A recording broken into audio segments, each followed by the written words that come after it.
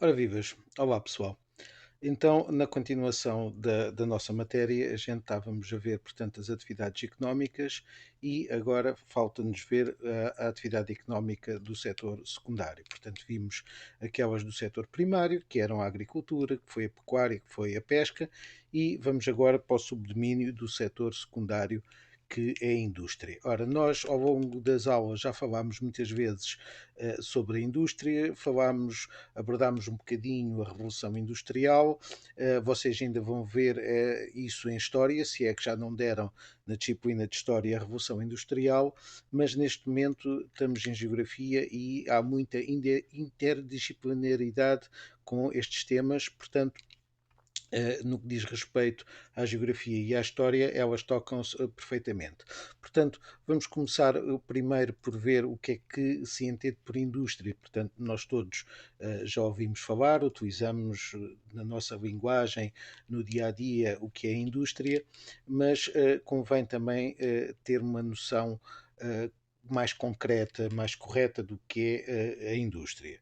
Portanto, nós podemos considerar que a indústria é toda a atividade humana que, através do trabalho e principalmente através da utilização de energia, vai transformar as matérias-primas, portanto, muitos daqueles recursos que nós já vimos, noutros produtos que podem ser acabados ou semi-acabados e depois deles estarem transformados, são colocados à venda, portanto, através do comércio e de toda uma série de outras atividades ligadas com o comércio que a gente há de ver mais à frente.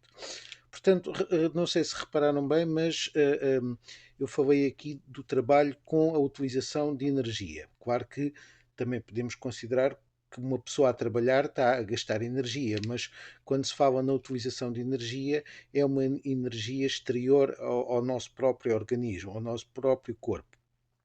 Isto porquê? Porque quando há uns tempos atrás se falou da Revolução Industrial, foi uma revolução porque precisamente mudou muita coisa. E é isso o conceito de revolução, é haver uma mudança muito súbita, muito drástica na vida das sociedades. Claro que antes dessa altura já havia trabalho, como é óbvio, não é?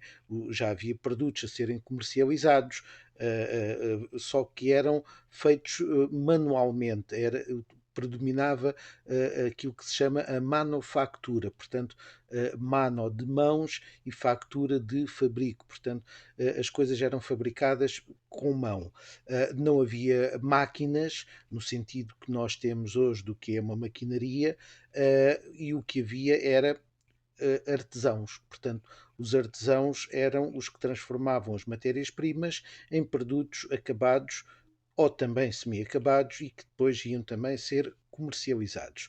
Qual foi a grande diferença então aqui? É principalmente a utilização de energia e a utilização de máquinas. Portanto, hoje em dia considera-se que a indústria é a tal transformação da matéria-prima em produtos acabados ou semi-acabados com utilização de energia e através de uma maquinaria. Eu penso também que ao longo das nossas aulas nós já falámos do que seria, ou abordámos noutras perspectivas, o que é um produto acabado ou um produto semi-acabado. Ou seja, se nós estivermos a falar num par de sapatos, o par de sapatos é um produto acabado, porque está pronto a ser consumido. Um produto semi-acabado também está pronto a ser consumido, mas a noção que se tem dele é que aparentemente não serve para nada, não é? Ou seja, vamos imaginar uma fábrica que fabrica barras de aço. A barra de aço já está fabricada, é um produto, só que não é um produto final, não é um produto que possa dizer que está completamente acabado.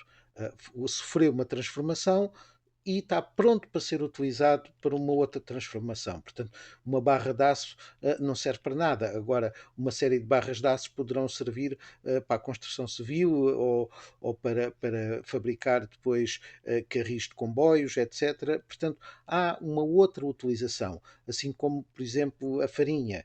Um saco de farinha já foi transformado, mas a farinha em si não serve para nada, não se vai consumir diretamente a farinha. Portanto, a farinha vai depois, é semi-acabado, porque vai ser utilizado para fabricar outras coisas, para fabricar pão, para fabricar bolos, para polvilhar alguma coisa. Portanto, é um produto que sofreu uma transformação, mas que ainda vai sofrer outra transformação. Por isso é um produto semi-acabado. Um tijolo também pode ser considerado um produto semi-acabado. Sofreu uma transformação, tá? A argila, aquilo que nós denominamos o barro, foi transformado, levou uma forma, levou uma cozedura, e, portanto, houve uma transformação. Mas um tijolo em si não serve para nada. Serve muitos tijolos que depois, juntamente com o cimento, que é outro produto semi-acabado, um saco de cimento não serve para nada, mas se nós juntarmos então o cimento com o tijolo, conseguimos construir um muro ou uma parede, e várias paredes formam um edifício. Portanto, reparem a utilização que os diversos produtos semi-acabados vão ter. Isto, portanto, para se ter uma noção do que é realmente a indústria. A indústria é também muito importante. Costuma-se dizer que, e com razão, que a indústria é o motor da economia. A indústria é o que vai dar lucro aos países. Do modo geral, os países só funcionam ou só ganham dinheiro praticamente com duas coisas: ou através da sua indústria ou através dos impostos. Portanto, são estes dois fenómenos que vão dar lucro a um país. Claro que quanto mais indústrias tiver um país, teoricamente, mais dinheiro, mais lucro vai ter esse país. Os países que não têm indústrias, do modo geral, vão complementar essa falta através de impostos. Claro que impostos mais indústria ainda é melhor para um país. A indústria vai ser muito importante. Vocês agora poderão estar a pensar assim: mas o comércio, por exemplo, também dá dinheiro. Pois, mas pensem lá então comigo. O comércio vai vender o quê? O comércio tem de vender coisas que foram fabricadas, não é? Têm de ser, foram produtos que já foram transformados pela própria indústria. Portanto, é isso que é o comércio. O comércio está a vender uma coisa que foi fabricado por outros. O comércio é do setor terciário, mas a indústria é do setor secundário. Portanto, há que ter bem essa noção do que é o setor secundário e o setor terciário. O setor terciário praticamente não funcionaria se não houvesse um setor secundário. Claro que o que é que normalmente se vende? Muitas vezes vende-se coisas que não são feitas nesse país, que são feitas noutro país. No caso, por exemplo, de Portugal. Portugal vende muitas coisas feitas em Portugal, mas também vende coisas que não são feitas em Portugal. Infelizmente, Portugal não tem, por exemplo, uma fábrica de automóveis.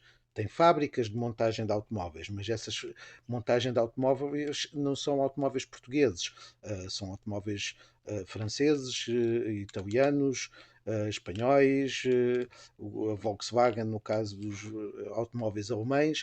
Portanto, eles vão vender um produto que não é deles, é um produto feito de outros países. Vai dar lucro principalmente a quem? Vai dar lucro à Alemanha e à França, etc. Dá lucro a Portugal? Dá. Claro que dá, e é importante que haja indústrias de outros países em Portugal, porque é um outro fenómeno que é bom da indústria, que é, por exemplo, haver postos de trabalho, o fornecer emprego a pessoas, a troca de dinheiro, como é lógico, é muito bom para a economia de um país. Portanto, estão a ver que a indústria é extremamente importante, porque é o setor económico que mais lucro vai dar a um determinado país. E já vimos através desta conversa, se não houvesse indústria, não havia comércio. Portanto, são coisas que estão intimamente ligadas. Claro que depois há uma série de outras atividades que vão ter, que vão estar ligadas à indústria, não diretamente, mas indiretamente. Portanto, já falei do comércio, mas também os bancos, porque depois é a banca que vai movimentar o dinheiro, quer gerado pela indústria, quer gerado pelo comércio. É a banca que vai emprestar às empresas, às indústrias, para se localizar em determinado local, para financiar em determinados projetos.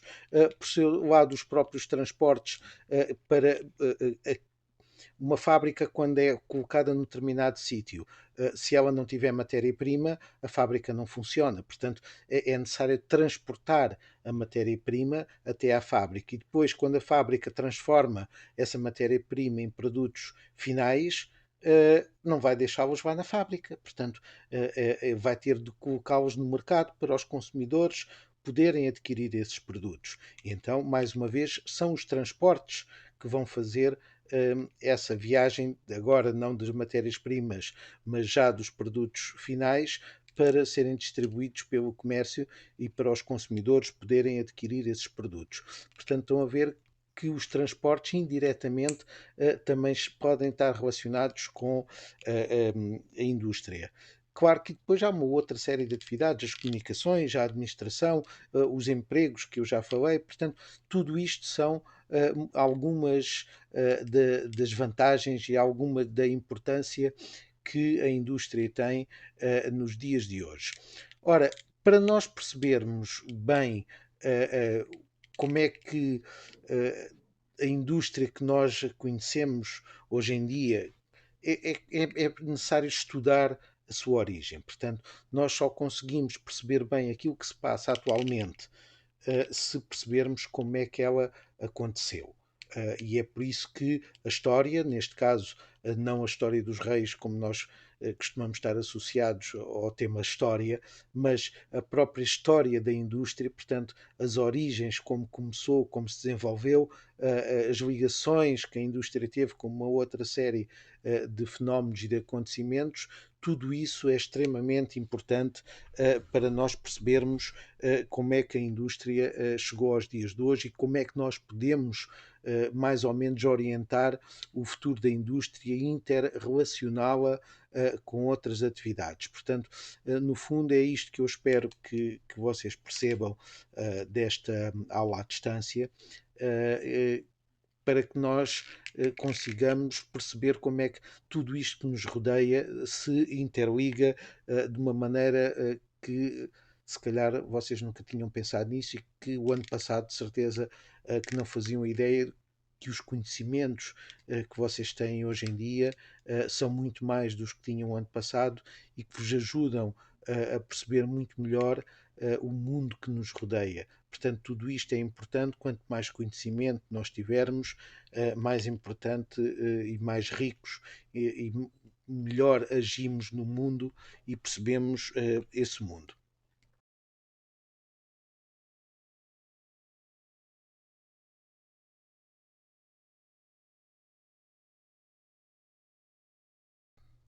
Ora, então, como eu estava a dizer, para percebermos a indústria, temos de ver a origem da indústria. E tudo começou, portanto, com a Revolução Industrial.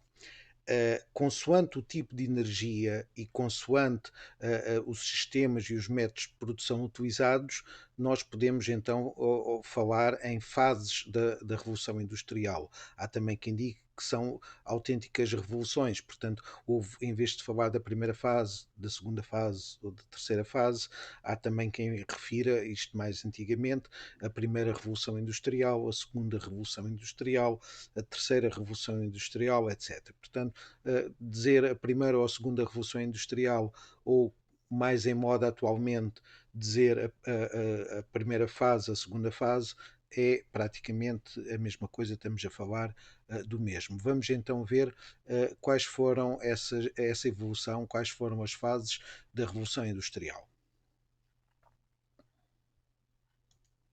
Fases do desenvolvimento industrial. No nosso dia-a-dia, a indústria está sempre presente, quer como produtora de bens, quer como fonte de emprego. Até atingir o grau de desenvolvimento industrial atual, a indústria passou por diversas fases. Entre 1760 e 1840, com a Revolução Industrial, deu-se a primeira fase do desenvolvimento industrial. A Inglaterra foi o país pioneiro nesta fase de transição entre o sistema de produção artesanal e a produção industrial e maquinizada. A fonte de energia que veio revolucionar a produção de bens foi o carvão mineral. Para este arranque foi decisivo a utilização do ferro como matéria-prima e o aparecimento da máquina a vapor usada na indústria têxtil. Ora bem, eu vou fazer aqui um pequeno parte porque são já duas informações muito importantes e que já foram referidas o ano passado. E como eu às vezes costumo vos dizer nas aulas, vocês ainda não estão a ver o filme todo, ainda não têm as peças do puzzle, mas às vezes digo-vos assim: olha, tomem atenção a isto que vai ser mais à frente, vai ser necessário falarem e mexerem nestas ferramentas. Quando nós demos a União Europeia, no ano passado, na origem da União Europeia, falou-se que uma das experiências foi precisamente a seca. Vocês riram-se, é natural, é aquela piada, epá, isto é uma seca. Não era essa seca, portanto é seca com C de cão, que era a Comunidade Económica do Carvão e do Aço. Portanto, isto porquê? Porque nesta primeira fase do desenvolvimento industrial, as matérias, o ferro era a principal matéria-prima e o carvão era a principal fonte de energia. São produtos que são de extração, de difícil extração nesta fase, portanto estamos a falar há uns séculos atrás, não era tão fácil extrair o ferro das minas, assim como também não era tão fácil extrair o carvão das minas, e depois, como estava aqui no vídeo a falar, através da máquina a vapor. Ora, se há vapor é porque é necessário também água. Portanto, a água já era utilizada há muito tempo para os moinhos, por exemplo, como força motriz de determinados engenhos. Ainda hoje se utiliza a força da água, não é? E sabem disso, por exemplo, a produção de energia elétrica, no fundo é a mesma coisa, é a água que a grande velocidade vai fazer uma turbina funcionar, portanto, temos aqui a água como uma importante fonte de energia, mas nesta primeira fase do desenvolvimento industrial, a água era também utilizada nas caldeiras das máquinas, precisamente por isso é que se chamava máquina a vapor, porque depois era a pressão desse vapor que depois ia originar o movimento da maquinaria. Portanto, eu quero que tomem atenção a estes produtos, o ferro, o carvão e a água, que são extremamente importantes para nós mais à frente percebermos o porquê de haver fábricas em determinados locais. Vamos lá então continuar. Estas inovações originaram o surgimento da locomotiva e do navio a vapor. A segunda fase do desenvolvimento industrial desencadeou-se a partir de 1840 e prolongou-se até à Segunda Guerra Mundial. No início desta fase, a Inglaterra continuava a liderar o processo de industrialização, juntando-se a França, a Alemanha, os Estados Unidos da América e o Japão. No final deste período, os Estados Unidos da América tornam-se uma superpotência industrial. O petróleo e a eletricidade foram as principais fontes de energia. O desenvolvimento do sistema de produção em massa originou um aumento da produtividade. A invenção do dínamo e do motor de explosão originaram a criação dos primeiros automóveis e aviões. Verificou-se também o desenvolvimento de meios de comunicação, como o telégrafo e o rádio. Com o final da Segunda Guerra Mundial, iniciou-se a terceira fase industrial. Nesta fase, os Estados Unidos da América são seguidos pela Alemanha e pelo Japão, que se virá a tornar na grande potência da Revolução Eletrónica. Para além destes, mais tarde, surgem os novos países industrializados como a China, a Índia, o México e o Brasil. Inicialmente, a utilização da energia nuclear esteve na origem desta nova fase do desenvolvimento industrial. Outras fontes de energia importantes foram o gás natural e a energia eólica e hidroelétrica. A aplicação da alta tecnologia na automatização, na informatização e na robótica permitem a implementação de novos sistemas de produção. Estes avanços originaram o aparecimento de novas tecnologias, como o GPS, satélites e cabos de fibra óptica, bem como de meios de comunicação como a internet e o telemóvel. As potências industriais que lideraram as diversas fases do desenvolvimento industrial são hoje em dia potências industrializadas e os motores da economia mundial.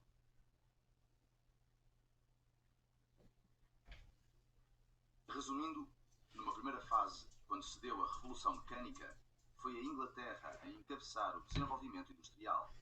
Mais tarde, os Estados Unidos da América lideraram a Revolução Energética.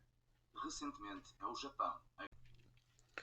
Ora, então, devem já também ter pensado, se não pensaram, eu faço-vos pensar um bocadinho, porque é que nós vemos determinadas fábricas estarem num local e não estarem noutro, porque é que seria melhor ir para ali e não foram. Portanto, não há um local específico para determinado tipo de indústria estarem nesse local. É aquilo que nós chamamos os fatores de localização industrial. Claro que, assim como a própria atividade industrial teve uma evolução ao longo dos tempos, estes fatores de localização industrial, ou seja, os motivos, as razões que levaram a que determinada indústria estivesse num sítio em vez de estar noutro, portanto, estava eu a dizer, ao longo do tempo estes fatores também se foram alterando. Existem fatores hoje em dia que já não têm tanta importância como tinham no passado, quando tinham na origem destas unidades fabris, destas indústrias grandes, tiveram muita importância e hoje já têm uma importância chamada uma importância relativa. A propósito relativa, relativamente, portanto, àquelas fases, vocês poderão ver também no vosso manual, estão na página 61, está um bocadinho sistematizado num quadro. De qualquer maneira, agora com este vídeo, podem ver mais devagar, podem fazer pausa sempre quiserem e estar a olhar para o quadro síntese. Portanto, é uma das vantagens destes vídeos, é precisamente carregar no botãozinho, fazer uma pausa e poder recomeçar, ou fazer uma pausa para tirar uns apontamentos. Convém vocês tirarem também apontamentos. Quem não está habituado começa a habituar-se, quem já está habituado reforce. Portanto, é muito benéfico tirar apontamentos, porque vocês podem escrever com as vossas próprias palavras, de maneira a compreender melhor depois o estudo. Portanto, estava eu a dizer que aquela matéria, aquela parte que diz respeito às fases da Revolução Industrial, da atividade industrial, está também no vosso manual.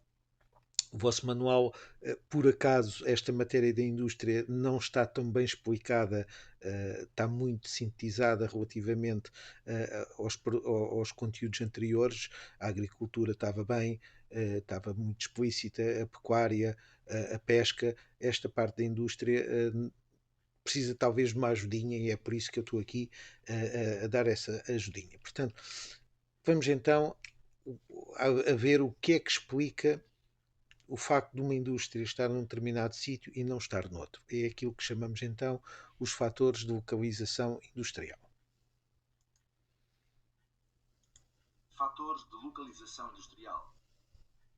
A escolha do local ideal para instalar uma indústria está dependente da conjugação de diferentes fatores. O principal objetivo é obter o máximo lucro possível, reduzindo os custos de produção. Ao longo do tempo, os fatores de localização industrial foram-se alterando. Se até ao final do século XIX as indústrias se localizavam preferencialmente junto das fontes de energia e matérias-primas, a partir de meados do século XX, com a evolução dos transportes e da tecnologia, registaram-se algumas alterações. Ora bem, primeira chamada de atenção. Vimos então acabámos de ouvir que no início os fatores de localização industrial mais importantes era perto das fontes de energia e perto da matéria-prima. Por isso eu disse ainda há pouco que o carvão e o ferro uh, eram, uh, eram para reter e tinham determinada importância. Vamos recuar um bocadinho no tempo, vamos imaginar como é que era viver nessa altura. Não havia os transportes que nós conhecemos hoje em dia. A máquina a vapor ainda não tinha sido implementada para fazer, por exemplo, comboios, para fazer automóveis, ou principalmente automóveis já começava a haver, mas caminhões não começava a haver. E comboios de mercadorias muito menos. Portanto, se era necessário carvão para funcionar, dar energia para criar o vapor da máquina. Se era necessário ferro, que era para derreter e transformar aquilo noutras coisas, por outro lado, não havia transportes para transportar o carvão desde as minas até ao sítio das fábricas, nem para transportar o ferro desde as minas até ao sítio das fábricas. Portanto, eram dois produtos que eram de difícil extração e eram de difícil transporte, porque eram pesados. Então, cria-se um problema. Há uma máquina que precisa de carvão, há uma máquina que precisa de ferro. Como é que esse ferro vem até à máquina, como é que o carvão vem até à máquina? Era difícil. Era mais fácil a máquina ir até estes produtos. Portanto, nesta primeira fase, as indústrias localizavam-se principalmente perto das fontes de energia, o caso do carvão, ou perto das matérias-primas, que era o ferro. Portanto, foi nesta altura que surgiram as grandes cidades industriais, quer na Alemanha, quer no Reino Unido, porque em termos geológicos do subsolo, a riqueza do subsolo, portanto, esta parte que vem desde o Reino Unido e passa pelo centro da Europa, a Alemanha, a Luxemburgo, são zonas com grandes recursos, muito ricas, quer em carvão, quer em ferro. Portanto, não é por acaso que a Inglaterra, que o Luxemburgo e principalmente que a Alemanha tenham sido das primeiras potências mundiais a nível económico e industrial, porque eles tinham precisamente o que era necessário para fazer funcionar as máquinas. Portanto, quer a matéria-prima energética, quer a matéria-prima como propriamente dita a ser transformada. O carvão e o ferro eles tinham. Portanto, localizavam as indústrias no sítio onde havia as matérias-primas e onde havia as fontes de energia. E por isso surgiram as primeiras cidades industrializadas. Existem muitas no Reino Unido, como é óbvio, que foi o berço da Revolução Industrial, mas também existem muitas na Alemanha. Os ingleses chamavam a estas cidades, tinham um termo próprio porque eram as paisagens negras, porque eu também acho que já falei isso nas aulas, porque o fumo do carvão que fazia funcionar estas fábricas era tanto que depois acabava por cair por cima das coisas. Portanto, imaginem já quando há um incêndio, o ar fica todo negro e a fuligem cai no chão e nós vemos aquela os produtos do fogo, não é? Portanto, as cinzas a caírem no chão e a sujarem tudo. Agora imaginem isto todos os dias, todos os dias, todos os dias. Portanto, eram as paisagens negras porque deixavam as coisas completamente escuras da queima do carvão. Isto, portanto, estão a ver que era muito, muito importante localizar a indústria perto destes produtos, ou do carvão ou do ferro. Portanto, não é por acaso que as primeiras indústrias se localizavam aqui e, portanto, é um dos fatores de localização nesta primeira parte, nestas primeiras fases da atividade industrial. Atualmente, os principais fatores de localização industrial são a proximidade das matérias-primas, de mão de obra qualificada, de boas vias de comunicação, do mercado consumidor e dos centros de investigação científica e tecnológica. O espaço disponível para a atividade e decisões políticas favoráveis são outros aspectos a ter em conta. Ou seja, reparem, se antigamente era praticamente as matérias-primas e a fonte energética que era o local, era o que decidia o local onde ficava a determinada indústria, porque não era muito decisão política, porque naquela altura era o empresário, era o dono da indústria, o dono da fábrica que decidia se era ali ou não. E reparem, a mão de obra depois é que tinha de se deslocar para as fábricas. Portanto, havia grande deslocação e para não perderem tempo com isso, as cidades começaram a crescer à volta dessas indústrias e todas as outras atividades, os restaurantes, os locais para dormirem, as escolas, etc. E foi assim que surgiram as tais cidades, porque precisamente tudo funcionava à volta da indústria. Como foi dito, ao longo do tempo as coisas foram evoluindo, desculpem, começou os transportes a ficar evoluídos, passou-se daquele automóvel que nós vemos às vezes nos comentários, só com uma máquina a vapor, etc., começou-se a construir depois vias de comunicação ferroviária, os comboios, o vapor, a máquina a vapor, desculpem, o barco a vapor, portanto, tudo isto fez com que estes fatores de localização iniciais fossem sendo alterados. Claro que há outros hoje em dia, por exemplo, o caso de mão de obra especializada. Isto porquê? Porque nós vivemos numa altura em que é necessário conhecimentos. Vamos imaginar uma fábrica, agora está que se fala tanto na descoberta de uma vacina para o Covid. Não é qualquer um que vai descobrir e fazer uma investigação, é necessário mão de obra especializada. Portanto, estas indústrias farmacêuticas que desenvolvem novos medicamentos precisam de pessoas extremamente qualificadas e com conhecimentos para isso. Então, normalmente estão situadas em locais onde estão estes, desculpem uma expressão, estes cérebros. Portanto, há determinadas indústrias que estão perto de universidades ou de polos tecnológicos, porque a atividade deles tem a ver com a mão de obra especializada. Mas, por exemplo, estamos a ver aqui também o mercado de consumo. O que é isto do mercado de consumo? Somos nós todos os consumidores. Vamos imaginar uma indústria de bolos, uma panificadora que faz pães. Isto são produtos que se estragam com facilidade, portanto, têm de estar perto dos consumidores, perto do mercado. Não vai ser fabricado a 200 ou 300 quilómetros e depois faz uma viagem de 200 ou 300 quilómetros, mesmo com meios de transporte modernos, quando chega ao produtor já não vem com aquela qualidade, com aquele gostinho de uma coisa acabadinha de sair. Todos nós gostamos de sentir o cheiro de um pão acabado de sair do forno ou de um bolo fresquinho. Portanto, se demorar muito tempo, deixa de ter aquela qualidade que o consumidor procura. Portanto, estão a ver um outro tipo de indústrias que, neste caso, precisa de estar perto do mercado final, do consumidor. Claro que hoje em dia as cidades, e a gente viu isso quando estudamos as cidades, ocupam vários espaços.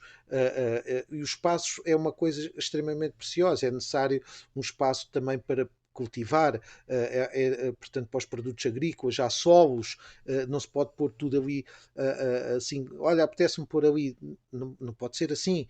Os solos têm uma aptidão agrícola, não se vai aproveitar, utilizar um solo que seja bom para a agricultura para construir uma zona de pecuária, não é? Porque depois a agricultura fica com um espaço que não é bom para os produtos crescerem. Então, os espaços com solos aptos para a agricultura têm de ser preservados e reservados para a agricultura. Outros locais podem ir para a indústria, mas também não pode ser qualquer local, porque se for uma indústria que causa alguma poluição ou um cheiro que não é agradável, não pode ser localizada num sítio onde os ventos que ao longo do ano são predominantes possam trazer essa poluição ou esse cheiro desagradável para cima dos habitantes. Portanto, tem de se colocar num sítio que não incomode, que os ventos não tragam esses incómodos para cima dos habitantes de uma determinada cidade. Portanto, o espaço disponível tem de jogar com estas circunstâncias todas. Portanto, estão a ver, e depois, claro, há também as decisões políticas. Nós vimos que Portugal, no caso de Portugal, mas no mundo inteiro, a maior parte da população situa-se na zona do litoral. É necessário, nós ouvimos isso muitas vezes, é necessário povoar o interior. O interior está a ficar envelhecido, o interior está a ficar desertificado, é necessário investir no interior. Uma das maneiras de investir é construir lá uma indústria. Só que para construir uma indústria é necessário também determinadas condições, porque um empresário não vai construir uma coisa num sítio se não tiver lucro. E vimos isto no início deste gráfico. O que se pretende é diminuir os custos e aumentar os lucros. Ora, uma decisão política pode ajudar como? Se tiver benefícios fiscais, se eles pagarem menos impostos. É uma das maneiras de fazer com que, num determinado local, vá uma indústria que de outra maneira não iria, porque assim vai pagar menos impostos. E pode ser que, desta maneira, essa indústria vá servir de atração para a população e esse local começa a desenvolver porque começa a ter mais pessoas. Portanto, estão a ver, há aqui uma série de fenómenos que todos interligados vão fazer, vão ajudar a explicar porque é que uma indústria pode ir para um sítio em vez de ir para outro. A proximidade das matérias-primas continua a ser um fator importante de localização, principalmente nas indústrias extrativa e conserveira. Ou seja, deixem-me lá explicar isto também. Vimos ali um aspecto do mármore. Ora, é preciso extrair o mármore. O mármore é um produto que é pesado, tem muito volume e para ser transformado, por exemplo, em ladrilhos para a construção civil ou para ser transformado em bancadas de cozinha, etc., ele precisa realmente de ser transformado. E não é muito fácil transportar este produto para ser transformado. Vai incomodar o trânsito. Um caminhão carregado com blocos de mármore tem de andar muito devagar e isso vai fazer com que o trânsito atrás do caminhão ande ali a pastelar, a passinho de caracol, é um incómodo. Então, para não criar este incómodo tão grande, o que é que se faz? É ainda um dos tipos de indústria que é necessário colocar perto da matéria-prima. Então, estas indústrias de transformação, no caso do mármore, convém ficar perto do local de extração do mármore. As indústrias de conservas, vimos, por exemplo, o caso, imagens do peixe. O peixe é um produto que se estraga com facilidade. Claro que é possível, vamos imaginar o caso de Portugal, haver uma fábrica de conservas, por exemplo, em Castelo Branco. O peixe vinha da Figueira da Foz, vinha pelo IP5 e ia ser transformado em Castelo Branco. Mas isto já não ia ajudar o lucro.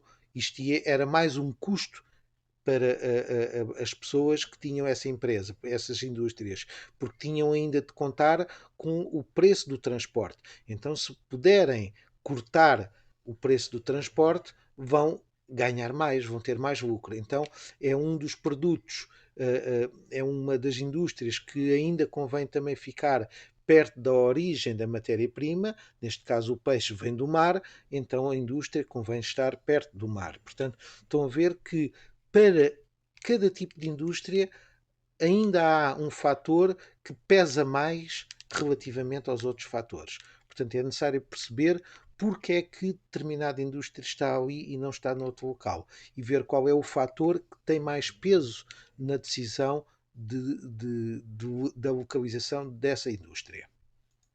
A proximidade de mão de obra especializada ou em grande quantidade passou a ser vital para a instalação de indústrias como a relojoaria e a indústria têxtil, respectivamente.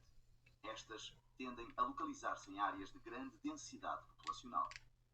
A proximidade de boas e variadas vias de comunicação passou a ser muito valorizada para rapidamente receber matéria-prima e escoar os produtos transformados.